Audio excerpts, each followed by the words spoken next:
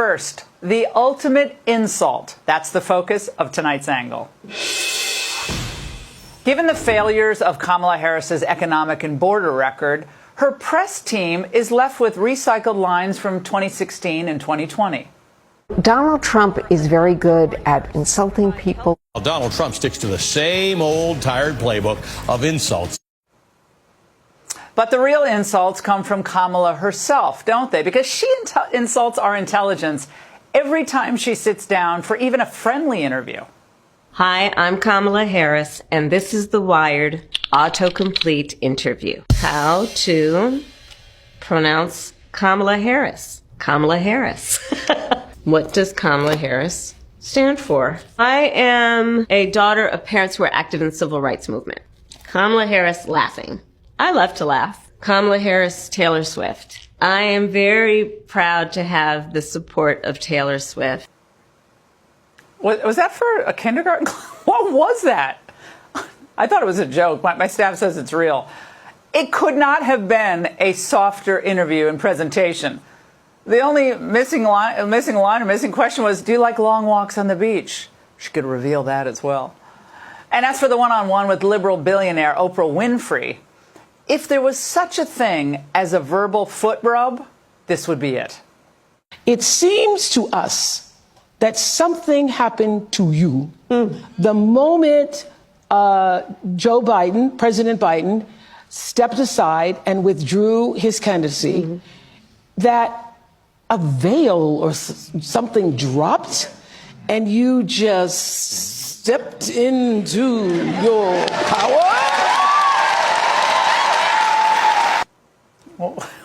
What was that? But then came the surprise questions, and they were really kind of tough. Like, how are you going to reduce the high cost of living? Really would love to know what your plan is to help lower the cost of living. Yours is a story I hear around the country as I travel. And in terms of both rightly having the right to have aspirations and dreams and ambitions for your family, and working hard and finding that the American dream is, for this generation and so many recently, far more elusive than it's been. And we need to deal with that. And there are a number of ways. Far more elusive, the American, what? I love how she acts like some external force caused inflation, by the way, not her and Joe's idiotic spending bills. Now, that's insulting, and it's also arrogant to believe that Americans should vote for you even as you are unwilling or maybe unable to explain your policies. Her answers kind of remind me of that college kid who, when called on by the professor, hasn't done the class reading, so he or she just merely restates the question posed, as Kamala did on the question of how she's going to fix the border. I have prosecuted transnational criminal organizations for the trafficking of guns, drugs, and human beings. My work and my career has always been about saying, let's fix problems. Let's address the needs, because we know it's within our capacity to do that. Even Oprah seemed frustrated. So to answer Justin's question, now that that bill has gone and hasn't passed, will you reintroduce that? Absolutely. At this point, Oprah's got to be thinking to herself, man, I just should have run for president myself. It would have been easier than live coaching this woman. Now, every exchange was an easy Kamala layup. And by the end of the interminable 68 minutes, Oprah had allowed Harris to kind of rebrand herself from an anti-Second Amendment fanatic to a modern-day Annie Oakley. I'm a gun owner. Tim Walz is a gun. I did not know that. If somebody breaks in my house, they're getting shot. Yes, I hear that. I hear that. Probably should not have said that. But my staff will deal with that later. Yeah.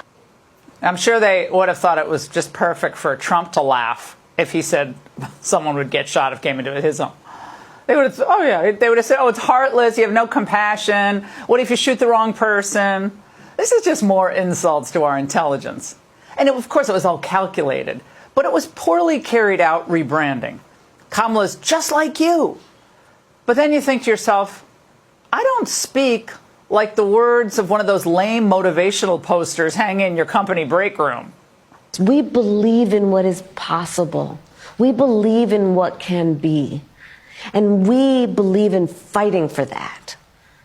That's how we came into being. Freedom to just be. And that's who we are. We believe in all that. The freedom to just be. I love how Oprah goes, Note her use of the phrase, how we came into being there. And again, the freedom to be.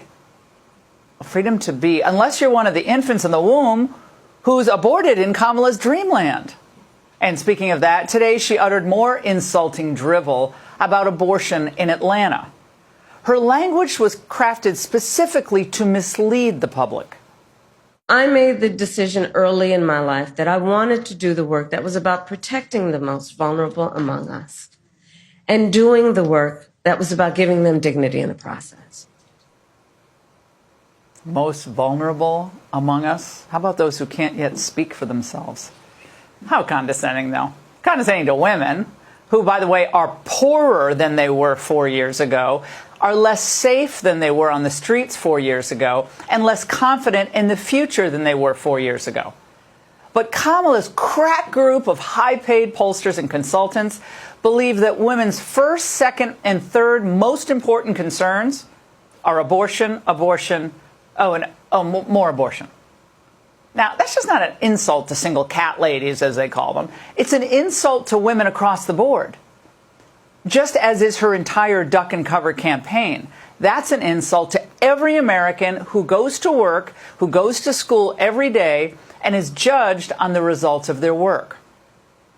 Now, we have to remember, Harris has always benefited in her career from special treatment, including in this campaign. Now, she didn't have to go to win the Iowa caucuses or tramp through the snows of New Hampshire to convince voters there. And she doesn't have to do press conferences with hostile reporters, as Trump does. She hasn't had to explain her policy toward China or Russia. Her role is simply to repeat platitudes and memorize phrases. We love our country. I love our country. I know we all do. That's why everybody's here right now. We love our country. We take pride in the privilege of being American. I thought you said we were systemically racist. How do you take pride in that kind of country? And hope that the hundreds of millions of dollars that she's raised from millionaires and billionaires are going to be enough to drown out Trump's message of peace and prosperity. That's what they're hoping for. And if she wins, the establishment's going to make use of this template for all future campaigns, where the voters are kept in the dark, receive no assurances about anything, and they just simply dine out on celebrity endorsements and personality plays. This is a complete rejection of the democratic process from the phony defenders of democracy. And it's one big insult to all of us. We're treated like subjects, not citizens. And that's the angle.